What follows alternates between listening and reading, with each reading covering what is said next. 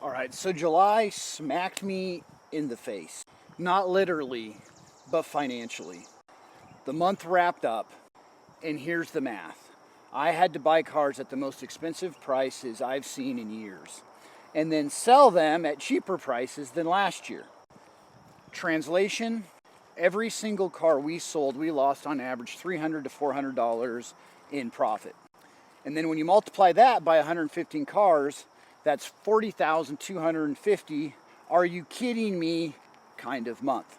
But here's the thing, my team didn't crumble. They stayed sharp, they hustled, they stayed awake, which is exactly what Jesus talks about in Mark 13:32 through 37. So here's the big idea. Jesus says, stay awake, not once, not twice, but 3 times in just 5 verses. Why? Because he knows we think we need more information, when what we really need is more awareness, urgency, and focus. Jesus isn't giving us a countdown clock for his return. He's giving us a posture to live by.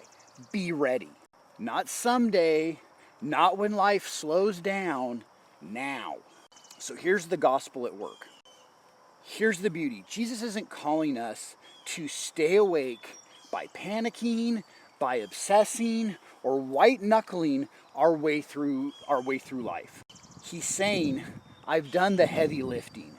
I've conquered death. I've made you mine. Now live like it matters. The gospel isn't just Jesus saves you from eternity. It's Jesus saves you for today. It's the reason you can wake up, live with urgency, and still rest in his grace at the same time. Now, the fallen condition of humanity. Here is the ugly truth. Left to ourselves, we drift.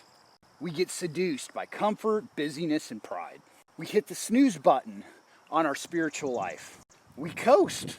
We buy into the world's lies that money, power, and status will fill that ache in our soul. Spoiler alert, it never does, and it never will. Okay, the Christ connection. That's why Jesus repeats himself like a mom yelling up the stairs, stay awake, stay awake, stay awake. Actually, I don't know any mom who says that. Most of the time they're like, fall asleep, fall asleep, fall asleep. Because Jesus knows we can't do it alone. So he doesn't just bark orders. He gives us the Spirit. The Holy Spirit is like the ultimate alert system.